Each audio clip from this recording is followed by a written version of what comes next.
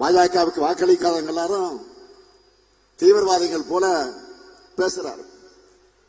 அவர் வகிக்கிற அரசியல் சாசன பொறுப்புக்கு துளியும் பொருத்தமற்ற தகுதியற்ற தரக்குறைவான பேச்சு இது. எங்க பசங்க உலக வாய்ப்புகளுக்காக ஆங்கிலம் படிக்கிறாங்க. அதுல உங்களுக்கு என்ன பிரச்சனை? உங்களுக்கு எங்க ஏறியுது? இன்னும் டபுள் மடங்கு ஆர்வமா நாங்க ஆங்கிலம் படிக்க தயாரா இருக்கோம்.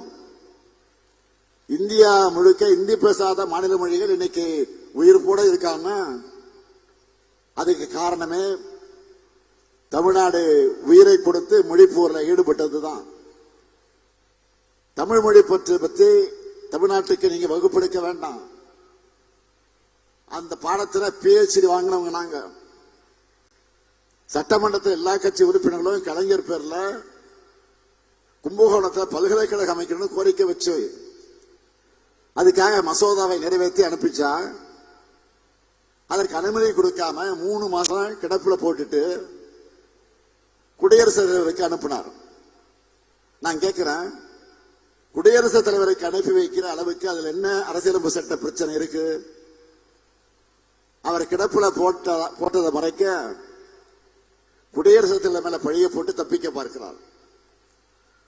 கலைஞர் பேர் வைக்க கூடாதுன்னு மாணவருடைய நலன், அதுல விளையாடுறது என்ன நியாயம்? மக்களாட்சியை மதிச்சு இதுக்கான உரிய அனுமதியை விரைவில் கொடுப்பாரு நாங்க நம்புறோம். இல்லைன்னா தமிழ்நாட்டை சேர்ந்த நாடாளுமன்ற உறுப்பினர்கள் குடியரசுத் தலைவர் நேரில் சந்திச்சு கோரிக்கை வைப்பாங்க. ஏன் விரைவில் நாடாளுமன்றம் கூட இருக்கிறது, அந்த நாடாளுமன்றத்தில் குரல் எழுப்புவாங்க. ஆனா ஒண்ணு, ஆளுநர் ரவி அவர்களை நீங்க இப்படித்தான் தொடர்ந்து பேசணும். உங்களுடைய தமிழ் வெறுப்பை தொடர்ந்து வெளிப்படுத்தணும். நீங்க பேசத்தான் எங்களுடைய வேலையும் ஈஸியாகும்.